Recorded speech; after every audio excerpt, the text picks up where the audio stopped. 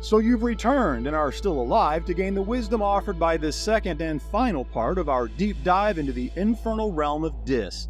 I confess I had my doubts. Can you still feel it, the heat radiating from the iron streets right through the very soles of your boots? The incessant mix of agonized cries and metallic clangs that work its way into your still intact soul. That is the constant warning offered by our 9th volume. Hopefully you've retained much of that discussion and learned how Dis feels, or at least have come to grips with the direness of your situation. As a refresher, in our Volume 9, Part 1, we studied the paradoxical nature of Hell's second layer as both finite and infinite, the constant change of the Iron Cityscape, the litany of inhabitants from fiends to petitioners, and the horrors of Dis that 5e will never share, that make it the most gruesome of any of Hell's 9 layers. Today, our deep dive will move into the realm of cruel intent. We will probe the mind of its master, the Iron Duke himself, Lord Dispater. We will chart a course through the war economy that profits from the misery of the Blood War. And I will guide you through the layer's most infamous landmarks, both inside the city and, paradoxically, beyond its walls. And before I leave you to your infernal fate, I will offer some final words of warning, collected in a bonus chapter after the credits roll. 4 hidden lore facets pulled from the most obscure texts, diabolical street-level rumors, and apocryphal tales. The kind of talk that gets tongues cut out in Dis. You would be a fool to take another step forward without at least hearing it first. Consider the knowledge gained thus far as the contract overview. What you will learn today is the fine print, where the true danger of Hell's second layer actually lies.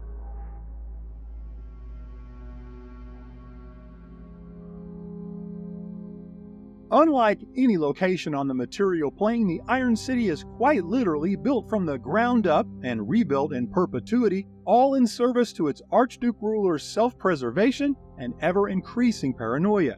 We will explore an entire chapter's worth of this plane's other notable points of interest. However, no discovery on Dis worthy of holding such a label as Deep Dive would fail to carve out and dedicate time to discuss the single best example of the reclusive Lord Dispater's suspicious nature. Dominating the skyline, or rather your perception of it, is the Iron Tower, Dispater's paradoxical cathedral and the single most persistent middle finger to the laws of physics as any mortal can hope to understand them.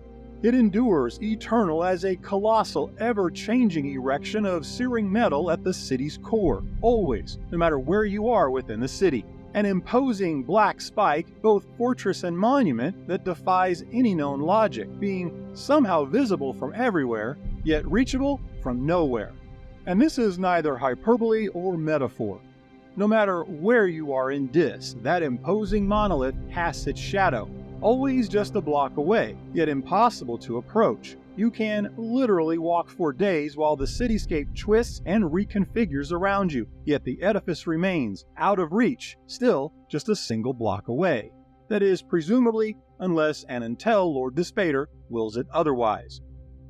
Planar scholars have for centuries lost their minds trying to chart its placement, describe its always shifting form, and reconcile its spatial anomalies. This frustration is only compounded by 2nd edition lore that offers a characteristic that seems downright outlandish, until you realize, of course, this is the 9 hells we're talking about. Canonically, Lord Dispater's great skyscraper in the 2nd edition lore is said to thrust over 1,600 kilometers or 999 miles into the sinister twilight above. That stat alone, if it is to be trusted, providing some awe-inspiring context as to the size and distance between each of Hell's layers. The text also offer that the tower's appearance changes at the will of Dispater, sometimes presenting as a slender needle of black iron, other times an imposing broad obelisk, or any form in between, a clear explanation for the many visual accounts of the tower's recorded history. Although any wise scholar of Dis would be remiss in their due diligence to not at least consider that such wild claims trade in the same distorting magic, or dare I say illusion, that permeates so many facets of the Iron City and its skyward citadel. That said, the threads of consistency found across all known accounts make it hard to argue against the Iron Tower being both the ultimate expression of Dispater's obsession with self-preservation and the lore that posits the Archduke ruler as invincible, nigh unkillable from within his fortress. I mean, at the end of the day, you can't defeat what you can't reach.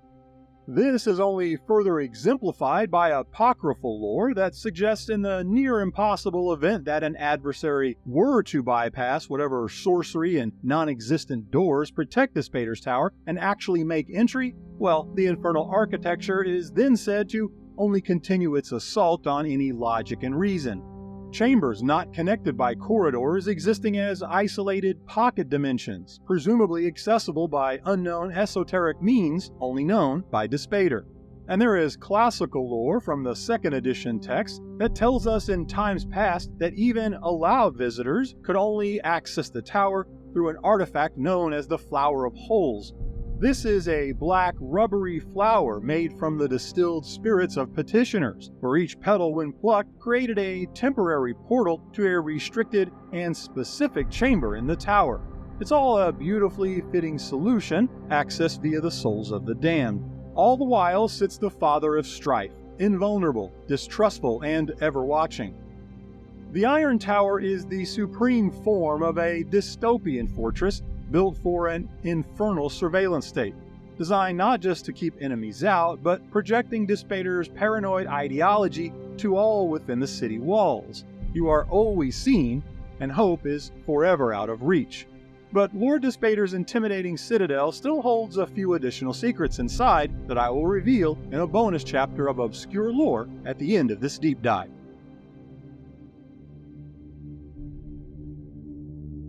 Any aspiring scholar of the infernal histories should first get one thing straight about the 9 hells. Survival here, from the lowest petitioner to the archdevils themselves, is not an accident and rarely involves luck. In this lower plane spanning pyramid scheme of subversion, betrayal, and ambition, you don't keep a throne for millennia by being the loudest or even the strongest. You keep it by being the hardest to kill. And no other archdevil, with the exception of Asmodeus, plays this diabolical game with more calculation and patience than the Lord of the Second. Lord Dispater is the unmovable ruler of a city that reflects its master's every obsession and insecurity. Dispater is, by any measure, the archetype of endurance and consistency, a figure so ingrained into the history of infernal politics and lore that his continued reign defies perhaps the greatest threat in all the cosmos, the meta-powers of changing authors and editorial whimsy. Browse even a scrap of hellish history, and you'll notice something fairly uncommon. Where many archdevils find themselves routinely toppled, rewritten, retconned, and replaced, the Iron Duke stands out as one of Hell's greatest survivors, his tenure outlasting coups and metatextual shakeups alike. From his first appearance in the 1977 Monster Manual, Lord Dispater's silhouette has stalked the margins of the 9 hells, and his appearance has seen only slight artistic revision across all editions, always retaining the hallmarks of his dignified nobility: regal, precise, immaculate. The Father of Strife presents the handsome face of a fiendish and almost human-like nobleman, if you can overlook his small horns and the metallic quality of his skin. Most always depicted with dark hair, aside from his bald face, but always with his self-named Rod of Dispater in hand and a smile as rehearsed as the threats around him are hidden. He is always impeccably dressed, a portrait of composure, a tyrant in opulent attire. The modern image of Dispater will almost universally be found wearing long, elegant robes of adamantine weave, armored beneath in plates of secret forged metal so rare his pit-fiend generals can scarcely hide their envy. Every detail of Dispater's demeanor is measured. He speaks with a gentleman's courtesy, his smooth words meticulous and polite, never raising his voice, but never relaxed. This placid exterior may be his most effective weapon. It invites underestimation by suggesting a reasonable, almost carefree disposition that is diametrically opposed to a mind calculating 1,000 simultaneous threat assessments at any given time. It is a deliberate facade of calm and cultivated gravitas that, in reality, belies the raging paranoia of a monarch who knows his fiendish peers seek his end, yet it is this level of consistency that tells us the real story. Dispater has ruled since the dawn of these hells, and according to one version of origin lore, the Pact Primeval, Dispater is, along with Asmodeus and Mephistopheles, one of the original triumvirate of fallen angels to establish the Hells of Beator. Unlike his contemporaries and rivals such as Bel, Geryon, Moloch, Malagard, or even Zariel, Dispater has never been unseated, not once, across all editions and many upheavals. During the reckoning of hell as civil war devoured his peers, it was his grasp of infernal law, his defensive posture, and a stark neutrality that allowed him to emerge intact. Where others gambled, he hedged. Where others faltered, he remained. However, the mutiny's end would leave undeniable psychological scars of failure, Dispater finding himself outmaneuvered, shamed, and forced to crawl back into line. But unlike his fellow conspirators, Dispater kept his throne. Endurance that has come at the cost of a neurosis that ensures he travels nowhere unless commanded by Asmodeus or grants audience without formidable iron fortifications between him and the rest of the 9 hells. A hard lesson learned, and one that has shaped every facet of his being. The Iron Duke since becoming the Iron Recluse. His tower no longer a palace, but a fortress, a bulwark against all the lower planes, and in many ways, an iron prison of his own making. The Lord Dispater of modern lore is an archfiend whose paranoia has become his policy, a near-religious doctrine in which knowledge, secrecy, mistrust, and control are its own dogmatic virtues. The Iron Duke rarely miscalculates, seldom takes a single step unguarded, and never stops visualizing the proverbial knives aimed at his back. And he's been proven right too many times to give much flaw to his logic. As we only touched on last chapter, from within his tower, Dispater is functionally untouchable. Its labyrinth of shifting rooms, traps, and wards upon wards so formidable that even wish magic is said to be rendered impotent. It should come as no surprise, then, that Dispater doesn't engage in anything so vulgar as direct encounters or external combat, choosing instead to manage existential threats from the security of the Iron Tower.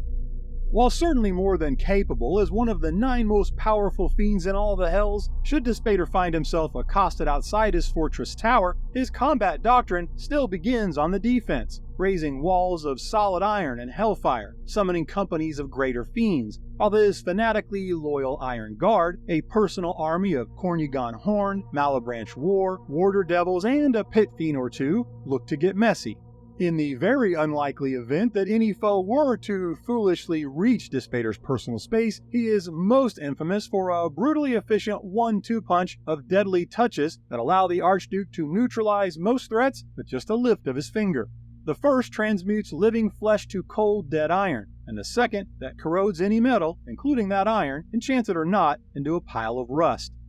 His personal arsenal completes the picture of tactical combat, wielding the Rod of Dispater and the aforementioned secretly forged adamantine robes, woven with wards and a plethora of legendary enchantments only known to Dispater.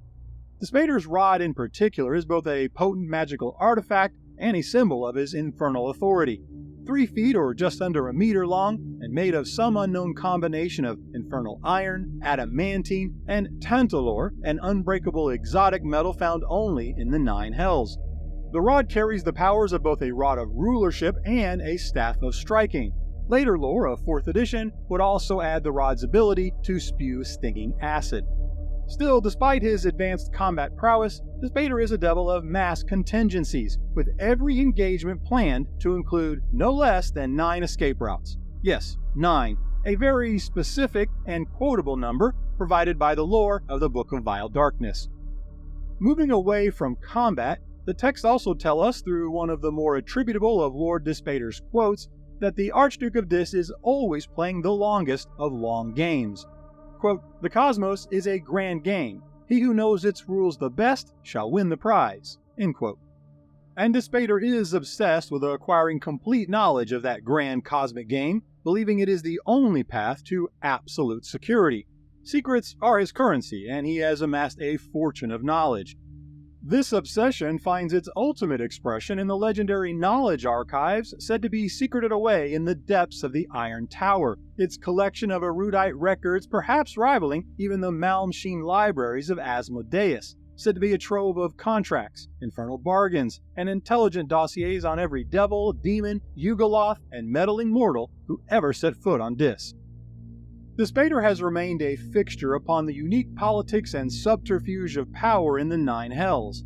He is certainly not the loudest Archdevil, the most boastful sorcerer of infernal powers, nor does he possess the largest armies. Yet the Lord of the Second is the textbook definition of slow and steady actually winning the race. His survival, his success, is not owed to raw power, but the subtler weapons of paranoia, law, and knowledge. The Iron Duke has learned from lessons that undid so many of his peers, that victory lies not in the mightiest army, but the contract that ensures no one dares to draw the sword in the first place.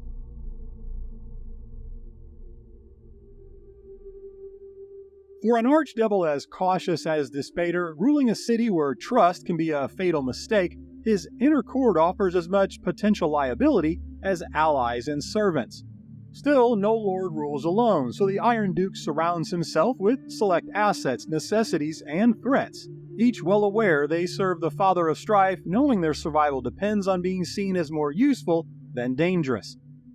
At the core of this arrangement is Tytavilus, Dispater's consul, nuncio, and chief advisor, and according to Dispater's detractors, the fiend who truly runs Dis. Regardless, there's little doubt that the whispers of Tytavilus do find Dispater's ear, a silver-tongued sycophant who knows exactly how to prey upon the Archduke's bottomless paranoia, fueling and sometimes even inciting every one of his master's deepest fears. Trusted perhaps too much, Tytavilus is said to pull many strings, often for his own advantage, a political parasite who seeks not the Iron Throne for himself, only to control the mind of the devil who sits upon it. Counterbalancing the self-serving Tytavilus is Lilith, Dispater's longtime consort and a storied spy master whose web of covert agents is reputedly second only to that of Asmodeus. Lilith is a matronly middle-aged fiend with orange to copper hair and brilliant green eyes. She is the quiet power and a collector of secrets who ensures no plot ferments too long without her knowledge. Lilith is also said to work closely with Biffant, Dispater's provost, a crafty bureaucrat who supremely understands that existence, especially for him, lies in avoiding confrontation and keeping the ledgers balanced. Biffant is a portly fiend with blue-green eyes who manages the day-to-day routines of the Iron Tower. Acting as Dispater's personal enforcer and arm of lawful evil punishment and discipline is Ariok, the Iron Avenger, a humanoid fiend said to possess the head of a crocodile, purple and crimson-hued skin, and massive leathery wings. Ariok is one of the few beings on Dis who openly despises and mocks Tytavilus, daring to act as a check on his ambitions and growing influence. Dispater's court is held together by the certainty that with few exceptions, their boss would annihilate each for a single misstep. However, one of those possible exceptions might be found in Dispater's now exiled daughter, Malakabra. She is an archfiend of considerable power herself, a true chip off the old block who once tangled with the likes of Symbol and even Elminster, living to tell the tale, but just barely. Moving outside Dispater's inner circle is a notable roster of vassal fiendish lords and past alumni, the most recognizable of which being the pit fiend General Bell. Yes, that Bell. Before he was the beleaguered ruler of Avernus, Hell's first lair, Bell was at one time canonically on the Dispater payroll as commander of his elite Iron Guard. And despite a few setbacks, the most memorable of which is losing his rule to Zariel in the 5e text, Bell still has to be noted as perhaps the best symbol for success in climbing the infernal ladder, starting about as insignificant as possible, the one-time Lemure rising to peak status and station within the Nine Hells. A similar, if less eventful, pattern of accomplishment holds for the Pit Fiends Balsaphon and Furcus. In the classical writings of 1st edition, both were once land-holding vassal dukes in the City of Pain, who in the chronicles of later lore would become founding members of the Dark Eight, Hell's supreme military command. It should be noted here that those successes could also be considered retcons, depending upon how critical you hold the alignment of lore timelines. Nonetheless, the estates of Dis are crawling with a who's who of Dispater's commanders, past and present. Fiends such as Beetru, the scarlet-skinned duke with as many as 70 companies of winged Erinyes under his command. The war-minded Alasir riding atop his nightmare steed with upwards of 36 companies of fiends in tow. And the 12-foot-tall fiendish wolf devil Merodach, a duke and former consort of Zariel with 21 companies of Hamatula devils under his charge, each a powerful military asset in support of Lord Dispater. Stepping beyond the high command, loyalty is a rare and cultivated trait, yet there is perhaps no devil under Dispater's rule as emblematic of such devotion as the powerful and hideously scarred Yustith Rinja. An empowered Erinyes herself, she serves as the chief of all Erinyes on the second layer. Not only is Yustith Rinja a monument to fanatical dedication, her own paranoia is near equal to that of her masters. Earlier in this deep dive, we discussed how mortal outsiders are pretty uncommon in Dis, but it is rarer still to find one who truly thrives here. A nefarious mortal named Morance, however, is a prime example of not only rising in status, but this powerfully sinister wizard is said to have actually found a place in Dispater's court, where infernal histories would eventually list Morance among the most powerful non-Batazu wizards to ever reside in the Nine Hells. Finally, silent but never to be ignored is the mysterious and ancient Talos, forever dedicated to and guarding Dispater.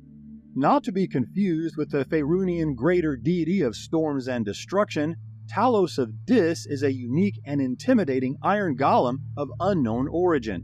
The colossal guardian of the Iron Tower is perhaps the most perfect servant for Dispater, taciturn, nearly indestructible, and without ambition. All who orbit the Iron Duke do so carefully, like moths circling a volatile black flame. To shine too brightly is to burn, but to fade is to be snuffed out entirely. Yet for all their spying, scheming, and plotting, none in Dispater's inner court ever forget who forged the iron walls that hold them. Each well understands that in Dis, every relationship is a blade kept sharp and always pointed inward.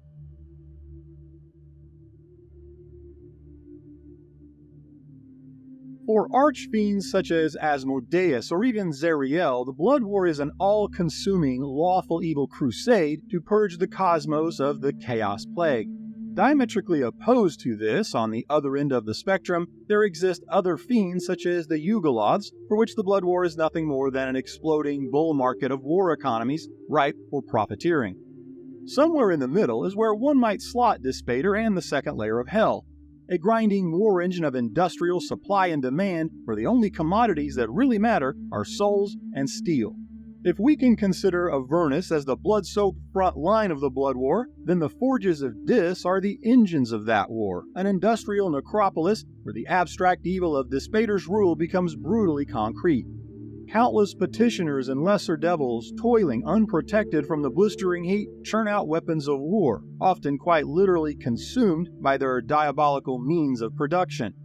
In the commerce of the condemned, Lord Dispater is the undisputed king of the Blood War's industrial military complex. The Iron City, a hive of molten forges and a stock exchange for misery.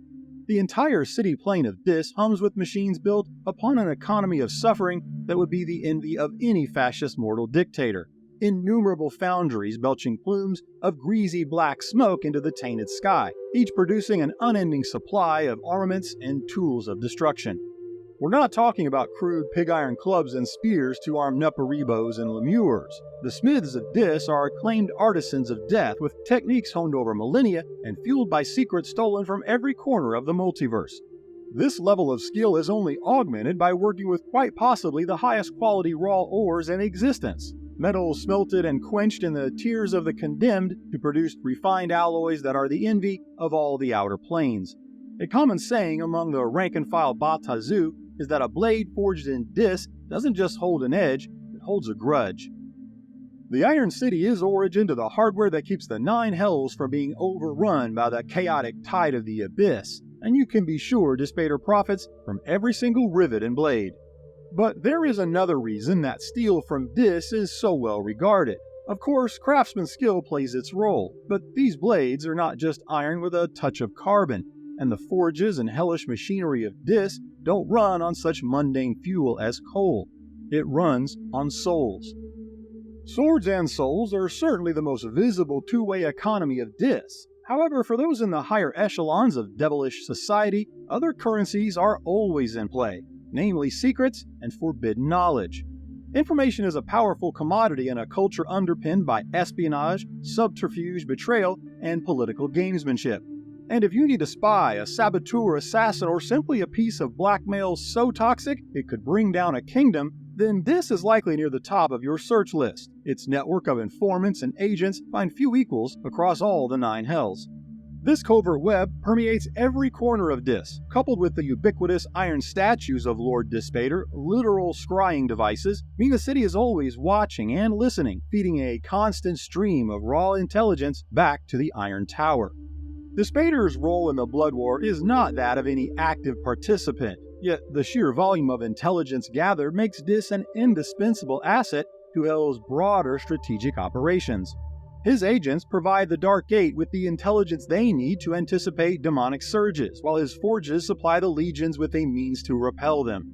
All that raw data, every whispered conspiracy, every intercepted battle plan, every mortal soul's deepest fear, it all flows through Dis. It is analyzed, cataloged, and leveraged, making the Iron Duke arguably more vital to Hell's survival than any of the Archdevil fiends that serve at the pleasure of the Lord of Lies, Asmodeus. For the Lord of the Second, every rumor whispered, every fear expressed, bargain struck, or secret traded serves the bottom line. This is a vital component of the Blood War on 2 fronts, the industries of war and covert intelligence, driven on suffering with a process steeped in paranoia. And for its ruler, Lord Dispater, suspicion and distrust are not flaws to be corrected, they are his business. And as long as the Blood War is ongoing, that business is booming.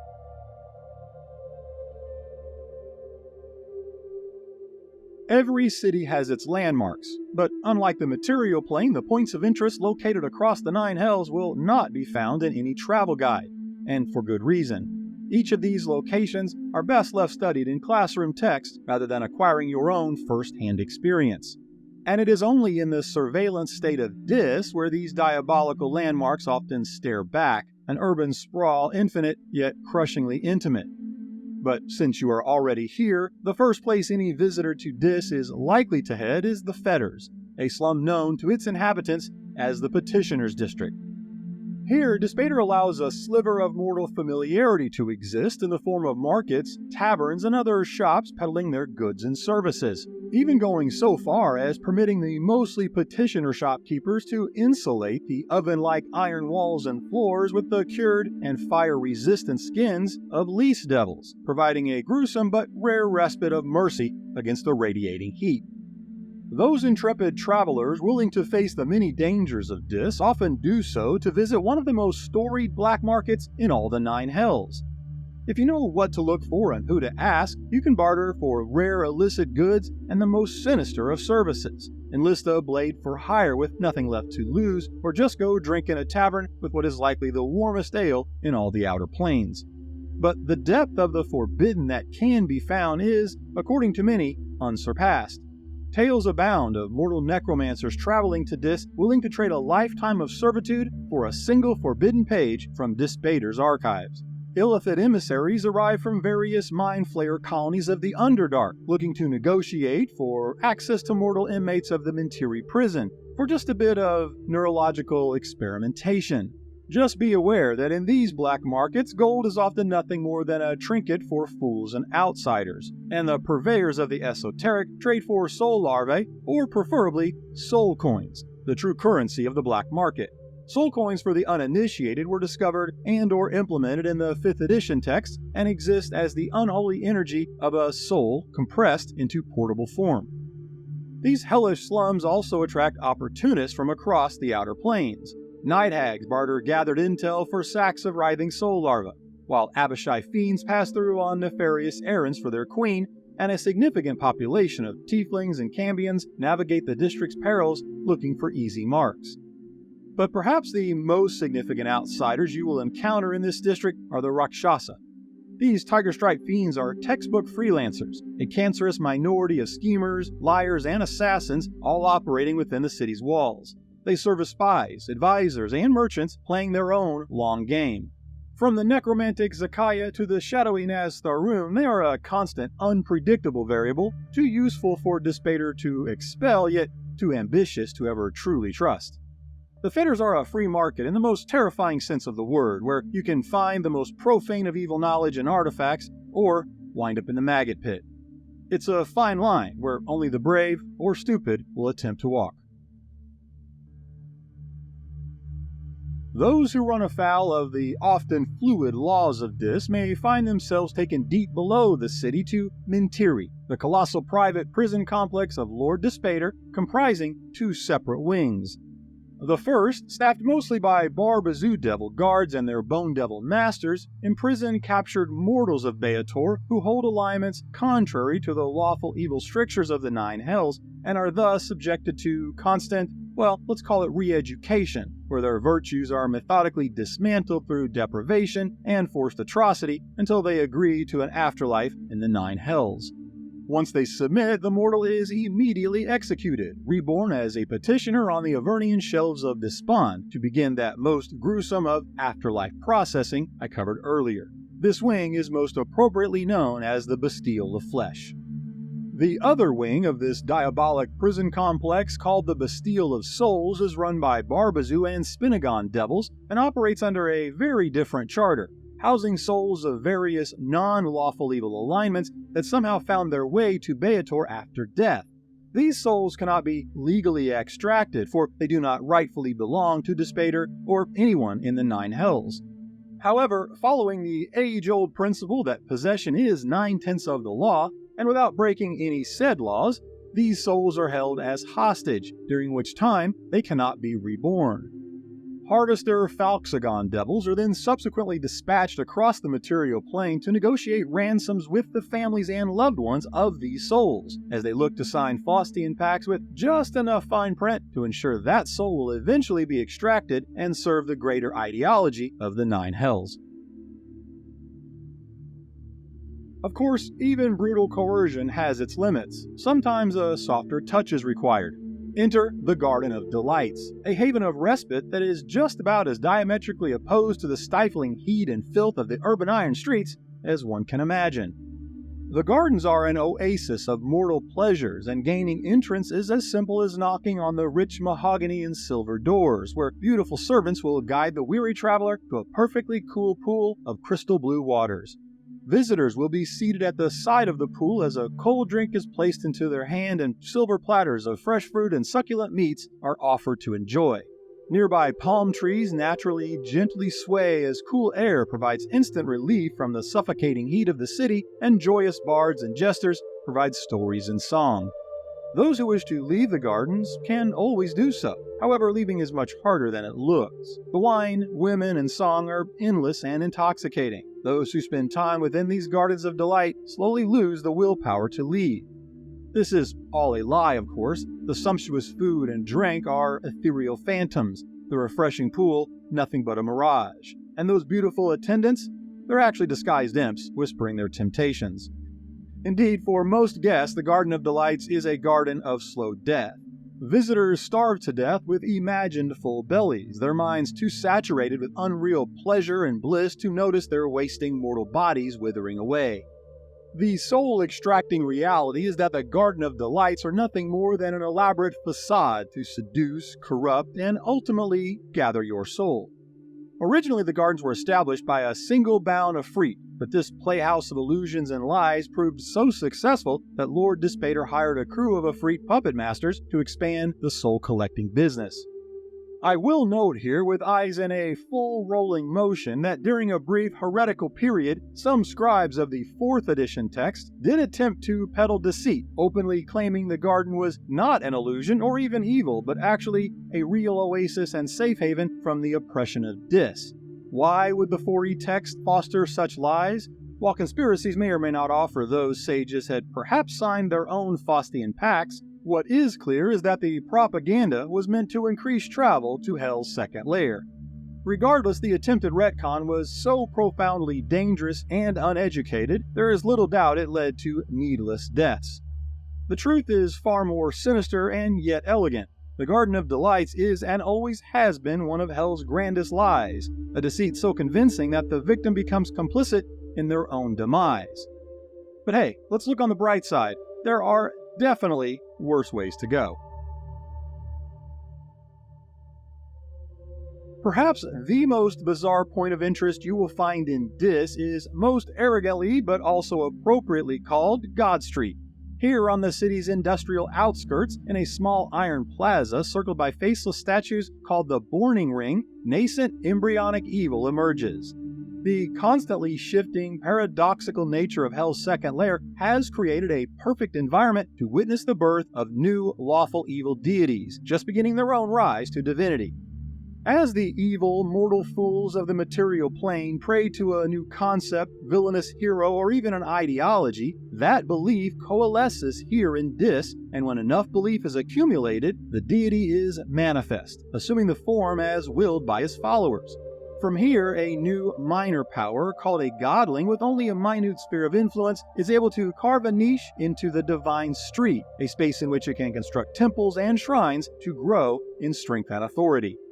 Known minor deities that have emerged from God Street include Kandavar the Punisher, a deity of torture, Zazelith of the Eighth Order, a deity of false knowledge, and Yuan the Unseeing, a deity controlling a domain of blind obedience.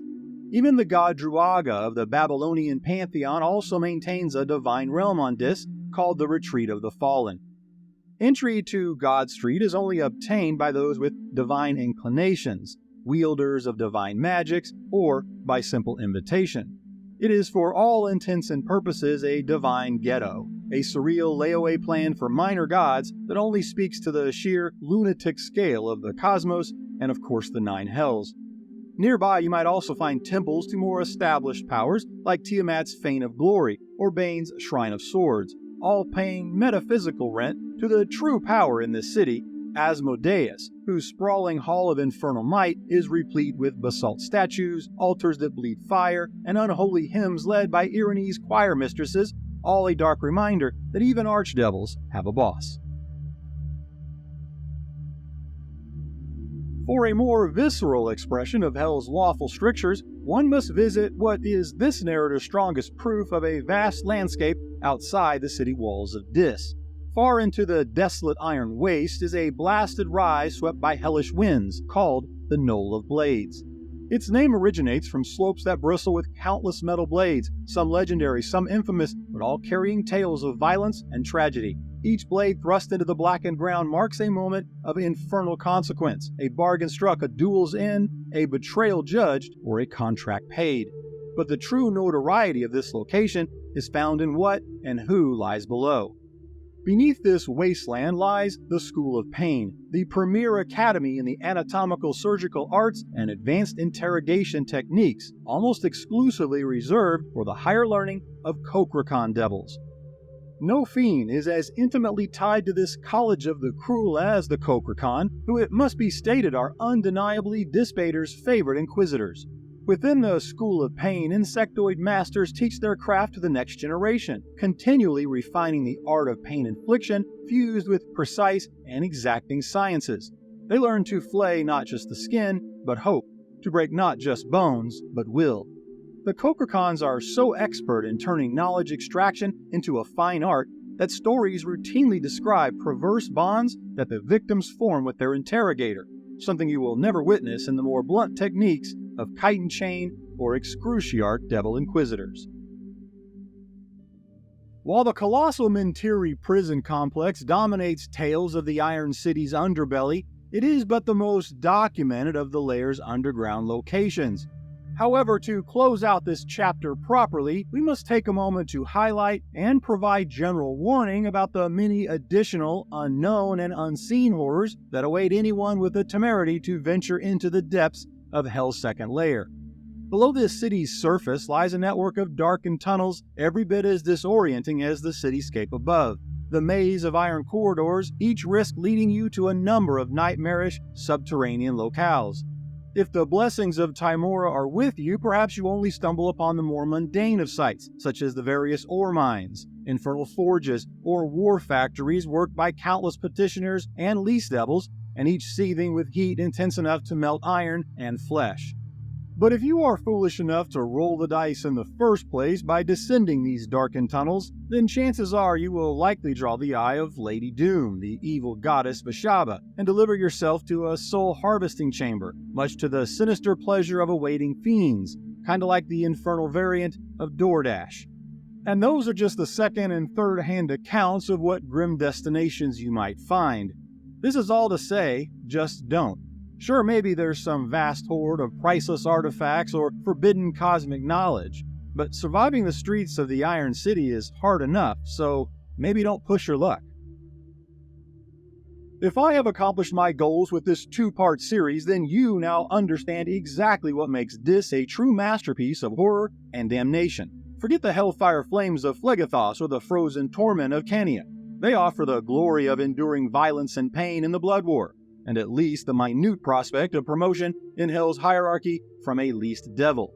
But it is only in the iron hellscape of Dis where you find the worst possible fate in all of Beator, an afterlife not even as a least devil, but something even lower, a disfigured petitioner with a job, an eternity of agony and pain with the added torment of servitude to a chain gang, and since you're not a fiend, no hope of rising beyond the very bottom of infernal castes. Imagine being bullied and bossed around by a lemure. How could it be any worse? The real fear in Dis is not that you may die here, but that you will be bound here for all of time. But don't descend into despair just yet, because you're still alive, and the curtain hasn't drawn closed just yet. So hold on tight to that soul of yours and stick around after the obligatory credits and shilling for support, where I will offer a bonus chapter of obscure lore and diabolical rumors grounded in the canon that just might help ensure it stays that way. If this deep dive has earned your favor, please forge that like button, subscribe for more infernal insights, and ring the notification bell so you never miss a new revelation. And if you really want to do me a solid, hype this video in the comments to appease the diabolical algorithm. For access to the Inner Circle archives of this channel, including HD art packs across all my lore videos, as well as world-building resources, maybe check out my Patreon. Links are below. Thank you to my Patreon and channel subscribers who make these deep dives possible. And thank you for watching. Until next time, take care, my friends.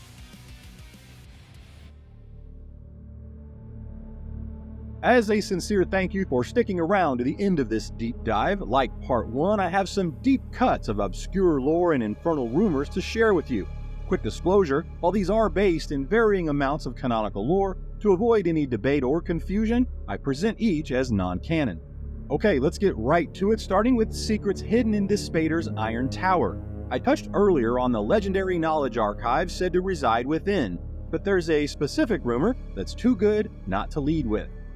The lore tells us that this heavily fortified knowledge archive is the envy of other archdevils and even deities outside the Nine Hells. But why? While there has never been any first-hand accounting of its contents, there are hints of secrets the diabolical vault may hold.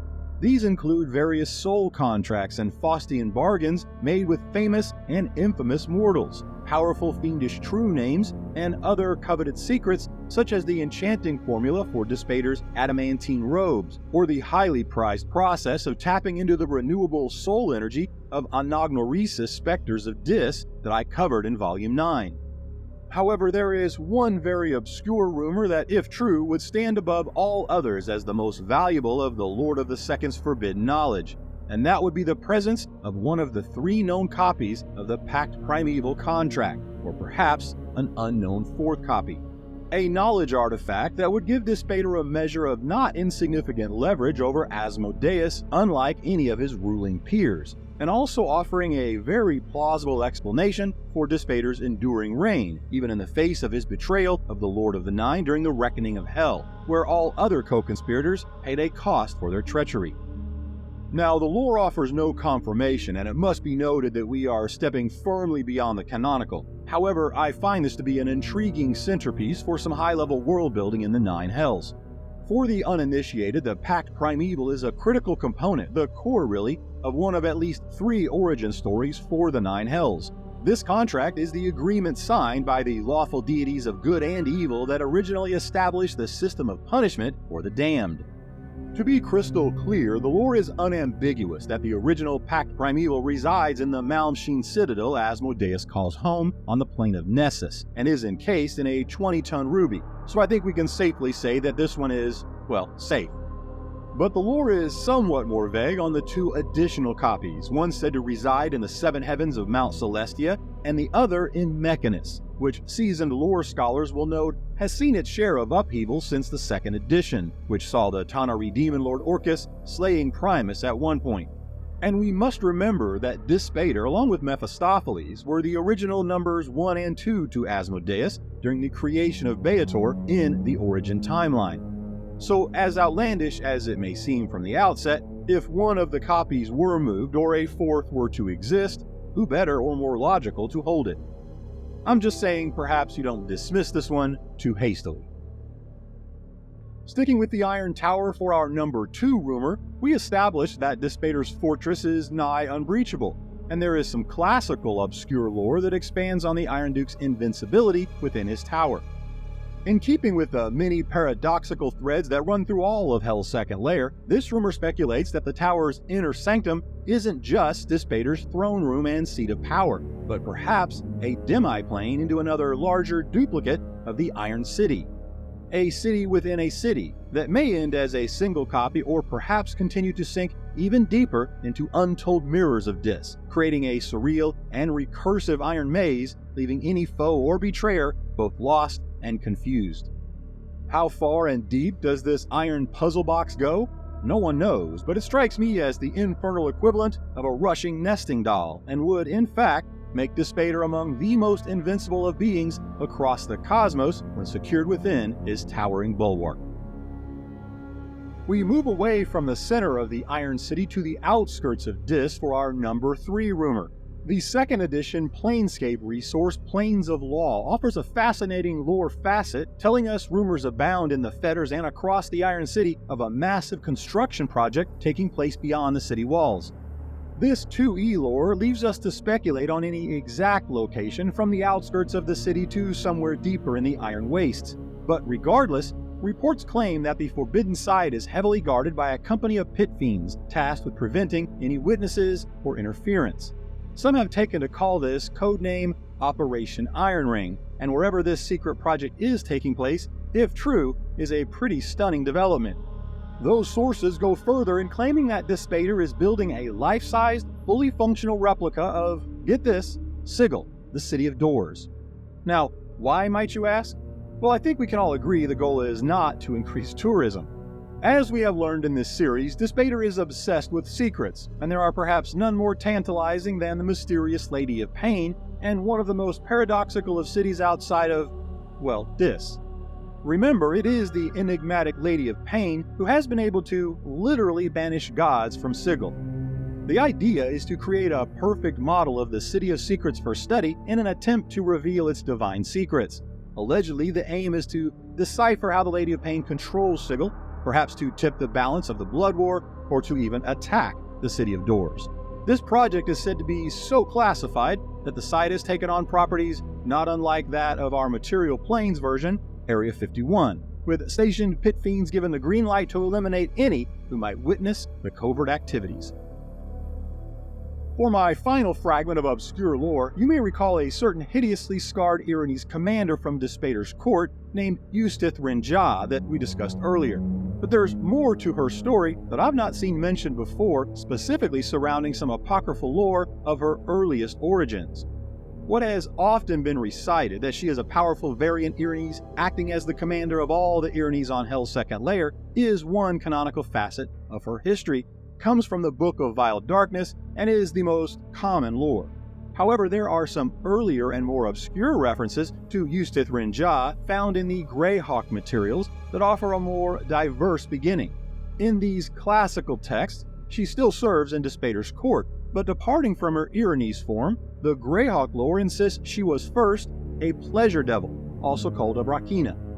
Any at-a-glance view might lead one to chalk this up to just another retcon of Greyhawk lore by Forgotten Realms scholars.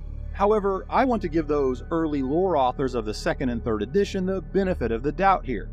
You see, while scholars of the modern 5e text will note that the Pleasure Devil, along with a few other fiends, never made the journey from the 3rd to 5th edition literature, classical sages from that era know that the Pleasure Devil and the Erinyes have a special, bonded relationship, in that only an Erinyes devil can be promoted to that of a Brachina Pleasure Devil, and vice versa.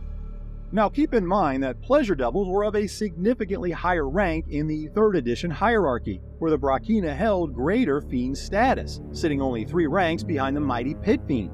And while Erinyes would be empowered in the 5th edition texts, they were, during the 3rd edition writings, classified as a lesser devil.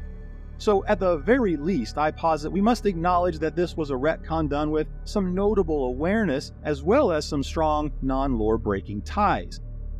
And should we choose a more generous view of the authors, there is ample room to suggest a more organic and even natural non-retcon regression, wherein the gaps could be filled by scholars and world builders with lore to explain how Eustith Rinja perhaps became scarred in loyal defense of Dispater. Now bereft of her beauty, a logical requirement for a Pleasure Devil, the disfigured Brachina would be demoted only on technicality, in order to provide her the more prominent role of commander of all of Dispater's Erinyes, both a reward for her dedication as well as placing her in a role that now best serves the interests of Lord Dispater. And with that, our series on the second of Hell's 9 layers is now complete. But hey, we have 7 more layers to go, so our infernal studies are far from complete, and I hope to see you in the next one.